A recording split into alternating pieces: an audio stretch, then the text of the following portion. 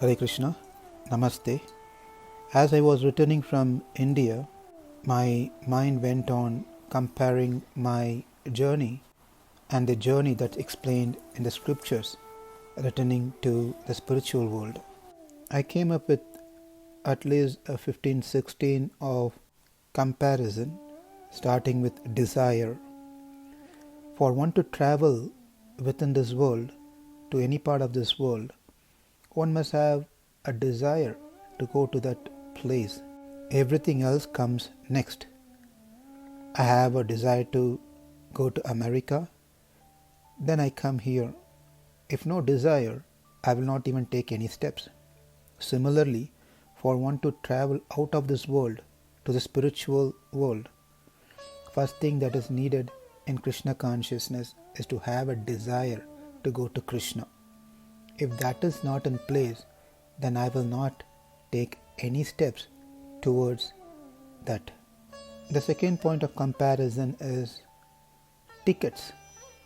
Just by having desire, one cannot go to America or any other country. One must have a ticket. One must have purchased a ticket. Like just by me thinking, I want to become a doctor, I cannot be a doctor. I need to get an admission into an university. Likewise, I need to get a ticket that is issued by an authorized agent. Similarly, just by having a desire that I want to go back to Krishna, I cannot attain Krishna. I cannot attain the spiritual world. I need to have a ticket. That ticket is a service that we do. Chanting, kirtan, engaging in devotional service like deity worship, cooking for the deities, book distribution, doing managerial roles, etc. And all this can be only done by the blessings and by the mercy of our Guru and senior Vaishnavas. They are the agent who give us the service which becomes a ticket for us to enter into the spiritual world. The third point is, now that we have desire and we have purchased ticket, but just ticket will not get us entry into that country. We need to have proper document like visa, a green card, or one must be a citizen of that country, etc. That will allow us into the country. So the third point for successful entry into a country is visa or some document like that. To enter into the spiritual world, desire is must, service is must, but that service without having bhakti is of no use. The bhakti is like the visa which lets us in and makes a ticket of some value. Any service that we do, it must be coated with bhakti. If we only do service without bhakti, it ends up as karma, a good karma. The fourth point is baggage allowance. We got desire, we have purchased the ticket, and also we got the visa. Now the airlines allots certain quota. We are allowed one baggage per person, or in some cases maybe 2 baggages, like that. Anything you want to carry more, you got to pay for it. When we are traveling to the spiritual world, when we are ready, that time no baggages are allowed. All our karmas, a baggage of karmas, must be finished. No more attachment, no more attractions to this world. Everything is left aside, thrown away, and travel to the spiritual world. Fifth point is adios to family members. This is the most emotional part for both the parties, one who is traveling, one who is departing, and who is doing a farewell, sending off. Even after one passes the entrance, pass through the security check, still that person who is departing turns back and waves to his family, and the family is still waiting outside the entrance with the emotion of separation. When it comes to the spiritual journey, when we are ready to go back to the spiritual world, this is an emotional breakdown for those who come for farewell. In the previous scenario, at least, they know that the person is still there somewhere in another country. He or she may come back again to visit. But when we are leaving this world, going to Krishna, the people who remains here are in a very miserable state because they know they're not going to see that person again anymore as he left the body. The one who departs for good, surprisingly, will not even turn back as his Atma travels towards his relatives, towards his friends, towards his wife, children, no one. The Atma just simply goes moving forward, looking forward without turning back. The reason is that Atma, which is getting liberated, is fearful if at all by turning back and looking at his parents, wife, children, he may get a little attachment towards them, and that may jeopardize his journey, spiritual journey. So he never turns back. That's another difference. Number 6, security check. So we had desire, we purchased the ticket, we also got the visa, our baggages are taken care, family is given their farewell. Now as we enter, there's a security check before we can get into the gate. When we travel within this world, they make us stand in a very funny pose in front of the scanner, raising our hands up in the sky, or in some airport they ask you to keep both your hands down parallel towards the ground, and they scan us just to confirm that we do not hide and carry anything with us, or by mistake we are not taking anything that is prohibited in our travel. When it comes to spiritual journey, our security check, the final security check, is that question why we did all that we did so far in the name of bhakti. If the answer is I did it because my family will be in good shape, or I will be in peace, maybe I get pleasure, I want to be in sattvic mode, I want to get moksha, I want to enjoy my Atma. If any of these things that related to I, then we fail the security check. If the answer is Namaha, na mama, nothing for me, I did everything for the pleasure of the Lord, then we pass the security check. Number 7, in this world, if you want to travel, you can travel single by yourself, or you can travel in a group with family members. There's no issue with that. But when we are ready to travel to the spiritual world, it is not a package program. It's a single pass only. Because moksha is based on individual person, Atma. When once both good and bad karmas are finished, drained, completely zeroed, and one has the visa, that is a bhakti, then one enters. That means each family member has to work individually towards attaining Krishna. Group moksha program is not an option. Of course, it happened once in the time of Treta Yuga. Lord Rama took every single person, plants, everything, all the living entities to the spiritual world. That was an exception. But otherwise, each one must earn to attain moksha. It doesn't matter how long you know each other. You may be lived for 50, 60, 70 years together, but still, it's not a family trip. The 8th point for comparison is the flight attendant, their instructions. When we are seated in the flight and before the flight takes off, we will be given the instruction by the flight attendant about the flight, about what we can expect during our flight journey, also mainly the safety instructions, what to do, what not to do, how to safeguard ourselves in case of emergency, and so forth. We must know that those instructions are given for our good. We should not take them granted out of familiarity, because all flights are not the same. Likewise, when we are in our spiritual journey towards Krishna, we will be given instructions not just one time but many times by our Guru and senior devotees.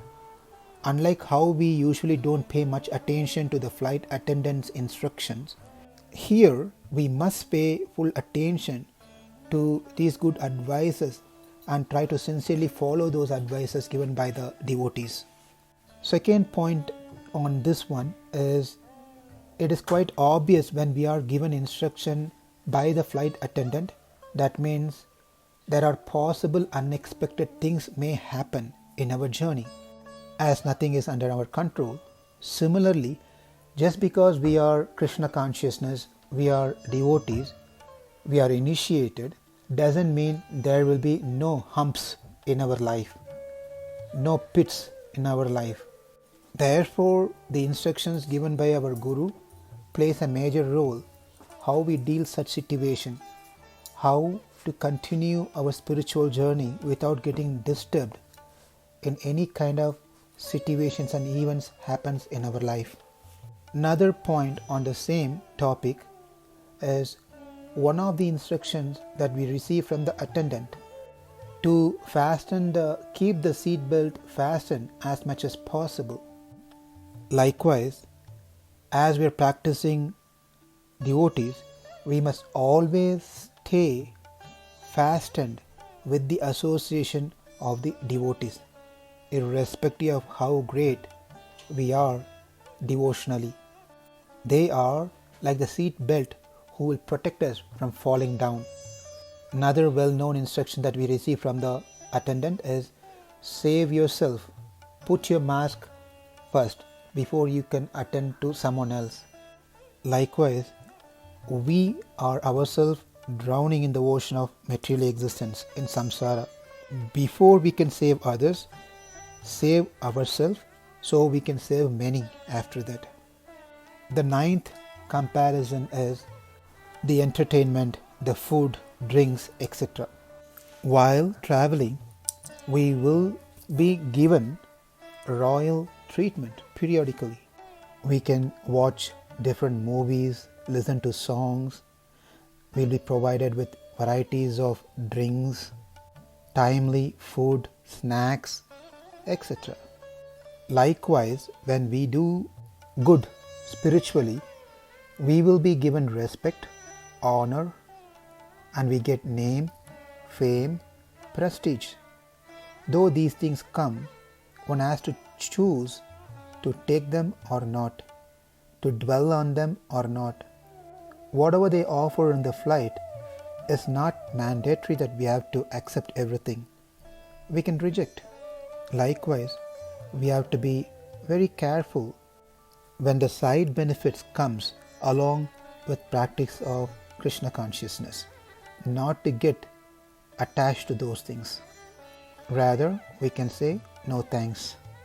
When we travel from one country to another far country, we may have different connecting flight in different countries. Likewise, when we depart our body and ready to go back to the spiritual world, there are 12 different places that we have to pass through. Archis, Ahuhu, Suklapaksham, Uttarayanam, Samvatsaram, Vayu, Surya, Chandra, Vidyut, Varuna, Indra, Prajapati. Whereas in this world, a maximum of 1 stop or 2 or 3 stops depends on where we go. But when we go to the spiritual world, we have 12 stops before we can enter the spiritual world.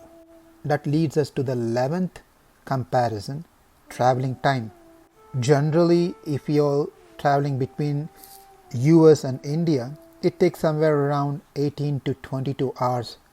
So we may be calculating that if it's going to take for 3 stops 22 hours, here in our spiritual journey we are talking about 12 places, not even in this earth planet. They are in a different realm. So it may take several years to get to Vaikuntha. But the answer is no. It's much faster than we could ever imagine. The 12th comparison is our experience while we travel. In the flight that we take and travel within this world, we may get a good passenger next to us, or we may be a troublesome. Sometime during travel, one may also develop sickness.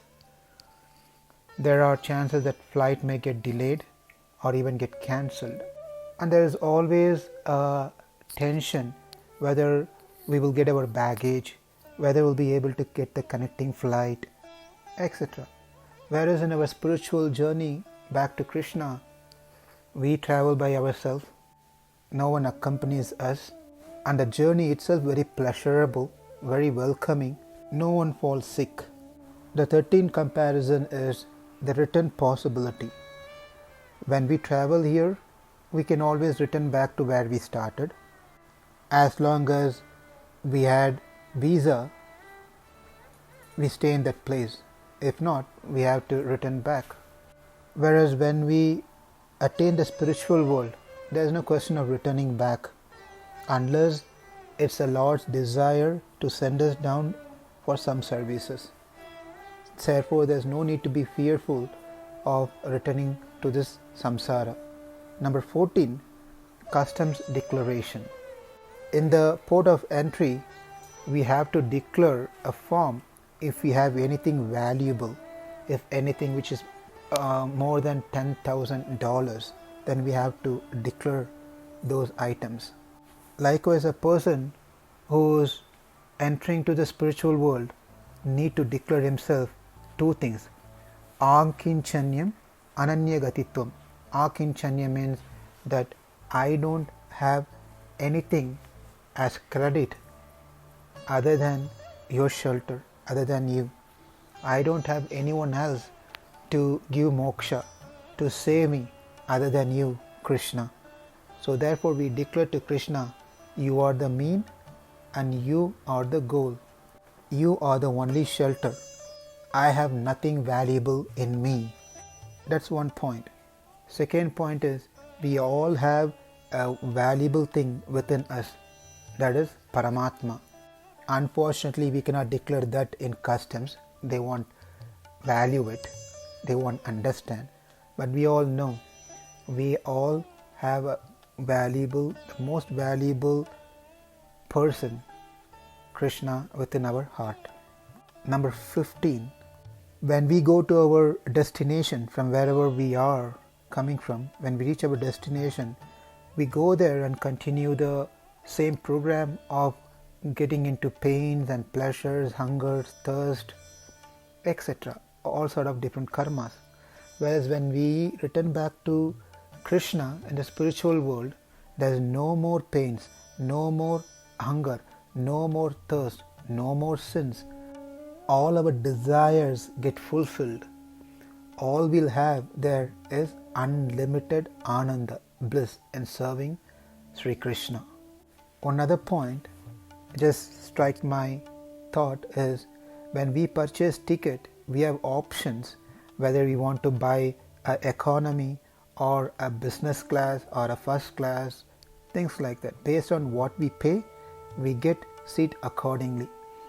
But when it comes to Krishna, he doesn't go by the quantity, he goes by the quality. Even if we give a leaf, a water, a flower or a fruit, any one of these, out of bhakti, he accepts it. A 17th point, every traveler within the flight, when they reach their respective destination, they all have their own individual program to do. Whereas every passenger who returns to Krishna, they all have only one program, that is to serve Krishna for eternity. I am sure as we contemplate more, we can understand more from this travel comparison. I hope this was of some use, some information to connect spiritual aspect to anything and everything that we do in a day-to-day activities. Thank you. Hare Krishna.